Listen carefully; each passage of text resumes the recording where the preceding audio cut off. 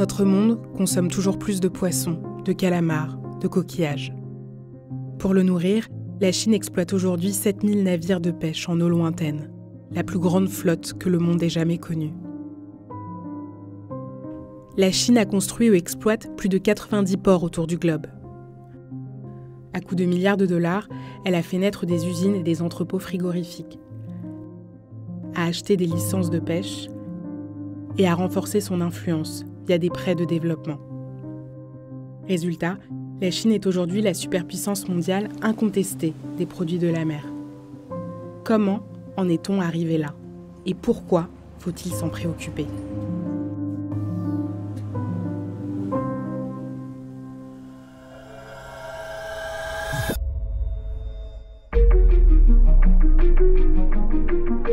Au cours des 50 dernières années, la consommation mondiale de produits de la mer a été multipliée par 5.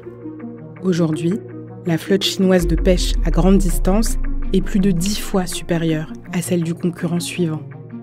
La Chine capture, transforme, consomme et exporte plus de produits de la mer que n'importe quel autre pays.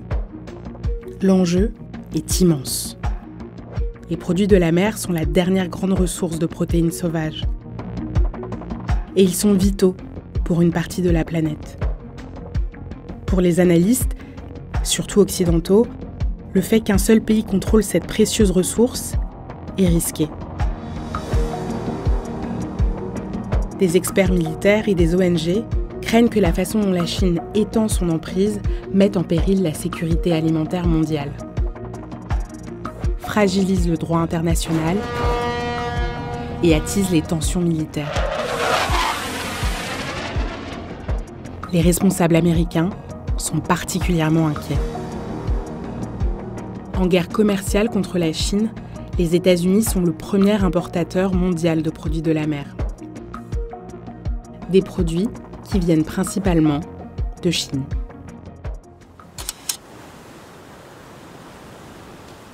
La Chine a une longue histoire maritime.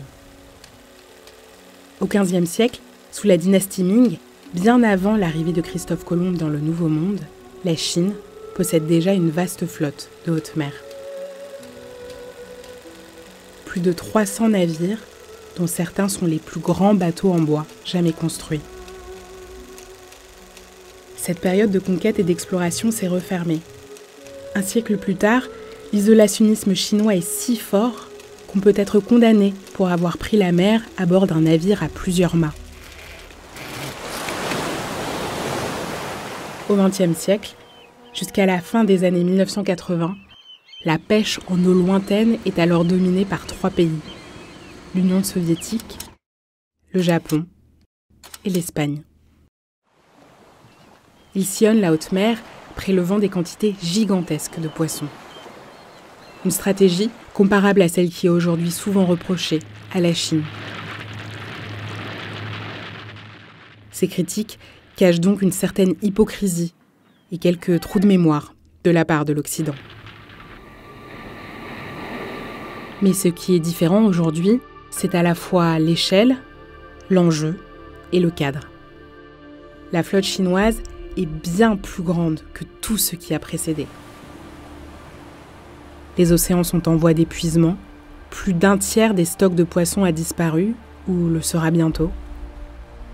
Et de nouvelles lois ont changé ce qui est permis en mer.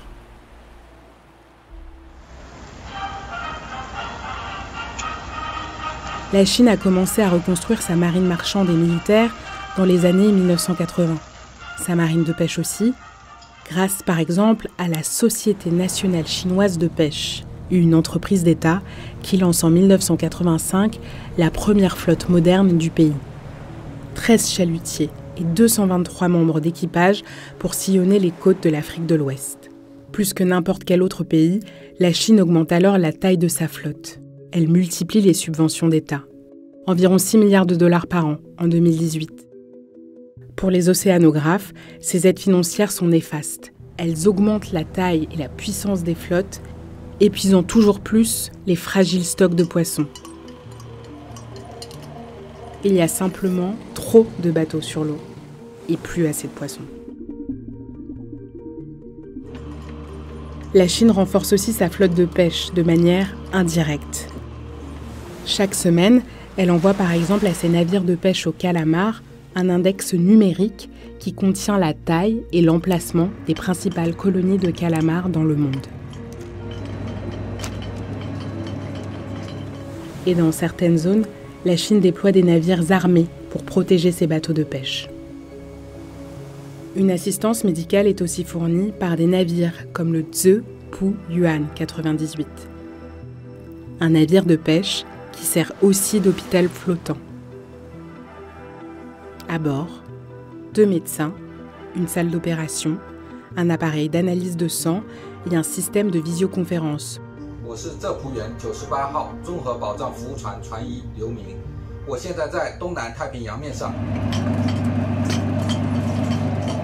Le soutien du gouvernement chinois à sa flotte de pêche est vital. La moitié de celle-ci ne serait pas rentable sans les subventions. Et la pêche au calamar est la moins rentable de toutes. Pourquoi la Chine y tient-elle tant ? À la fois pour préserver l'emploi dans cette immense industrie et pour garantir à sa population une source essentielle de protéines. Dans la classe moyenne chinoise, ce n'est plus le porc, mais les produits de la mer qui sont aujourd'hui la source de protéines préférée.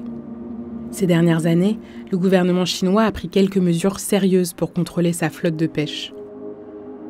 En 2017, Pékin annonce vouloir plafonner le nombre de bateaux de pêche lointaine à 3000. La Chine réduit l'accès à certaines zones de pêche et exige que les plus gros navires soient équipés de journaux de bord électroniques, d'une vidéosurveillance à distance et d'outils de localisation infalsifiables.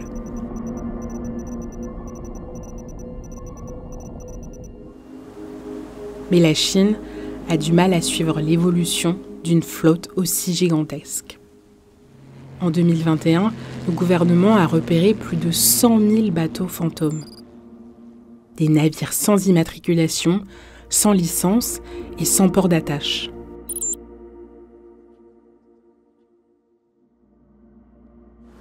L'ampleur écrasante de la flotte chinoise est particulièrement inquiétante sur certains points chauds du globe. Sur la côte de l'Afrique de l'Ouest, des centaines de bateaux de pêche industriels envahissent régulièrement les eaux territoriales. En mer de Chine méridionale, des centaines de navires de pêche ne pêchent même pas. Ils sont une sorte de milice civile qui fait valoir les revendications territoriales de la Chine contre d'autres pays. Exemple, dans les eaux taïwanaises.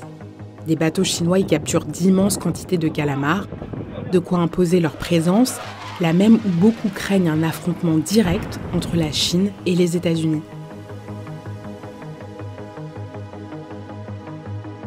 La flotte de pêche chinoise grandit et avec elle, les risques.